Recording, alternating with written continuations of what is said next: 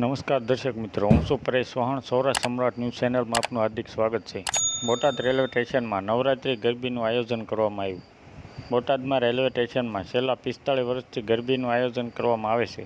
અહીં ખાસ ફક્ત બહેનો માટે અને તેમાં પણ 15 વર્ષ સુધીની નાની બાળાઓને વિવિધ ટ્રેડિશનલ ડ્રેસ સાથે ગરબે રમે છે. અહીં નાની બાળાઓને ગરબે રમવા રોજ નાસ્તો આપવામાં આવે છે, તેમજ છેલ્લા દિવસે દરેક બાળાઓને ભેટ પ્રેઝન્ટ પણ આપવામાં આવે છે. આ રેલવે સ્ટેશન વિસ્તારમાં અધિકારીઓ તેમજ વિસ્તારના લોકોનો ખૂબ જ સાથ અને સહકાર હોય. અહીં ખૂબ જ આનંદ ઉલ્લાસના વાતાવરણ વચ્ચે નવરાત્રિ દરમિયાન ગરબીનું આયોજન કરવામાં આવે છે. બ્યુરો રિપોર્ટ વિપુલ તાવિયા, બોટાદ. આપનો પરિચય? મારું નામ મહેતા હાર્દિક બળવંતરાય અને હું એક શક્તિરાજ મંડળ જે અહીંયા ચાલુ છે નવરાત્રિનું, એના આયોજક મિત્રોનો અમારું મંડળ છે. 15-20 અમે આયોજક મિત્રો છીએ. અમે આયોજક મિત્રો દ્વારા આ છેલ્લા રેલવે સ્ટેશન વિસ્તારમાં માતાજી ખોડિયારમાંનું મંદિર છે, તેમજ સિદ્ધેશ્વર મહાદેવની પડખે આવેલું છે રેલવે વિસ્તારની અંદર.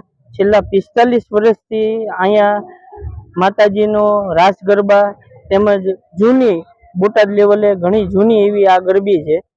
આ ગરબીમાં હિન્દુ મુસ્લિમ દરેક લોકો અહીંયા આવે છે અને દરેક લોકોના સાથ સહકાર તેમજ રેલવેના જીઆરપી સ્ટાફ, આરપીએફ સ્ટાફ તથા સિટી પોલીસ તેમજ અહીંના રેલવે કર્મચારીઓનો ખૂબ અમને સાથ સહકાર છે. છેલ્લા 45 વર્ષથી અહીંયા ગરબીનું આયોજન કરવામાં આવે છે.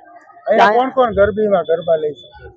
અહીંયા અમે મોસ્ટ ઓફ 15 વર્ષથી નાની દીકરીઓ છે એમના ગરબા રાખીએ છીએ, પણ આ વિસ્તારના અમુક બૈરા લેડીઝ આવે છે જેમને છેલ્લા 2 રાસ ગરબા એમને પણ રમાડવામાં આવે છે.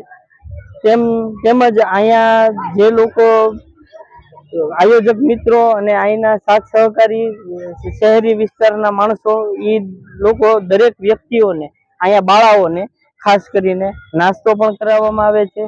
ત્યારબાદ નવરાત્રિ પત્યા બાદ છેલ્લા દિવસે અમે આ દરેક બાળાઓને લાણી વિતરણ પણ કરવામાં આવે છે. અમે જેટલું પહોંચી શકીએ એવી દીકરીઓને, ખાસ કરીને દીકરીઓ અત્યારે 15 વર્ષથી નાની ઉંમરની હોય, અત્યારે સમય જતાં દીકરીઓને આણામાં જે વસ્તુ ભવિષ્યમાં એના લગ્ન સમયે આણામાં જે વસ્તુ મૂકવામાં આવે એવી મદદ થાય એવી લાણી પણ અમે લોકો આયોજક મિત્રો લાવીએ છીએ અને એમને આપીએ છીએ.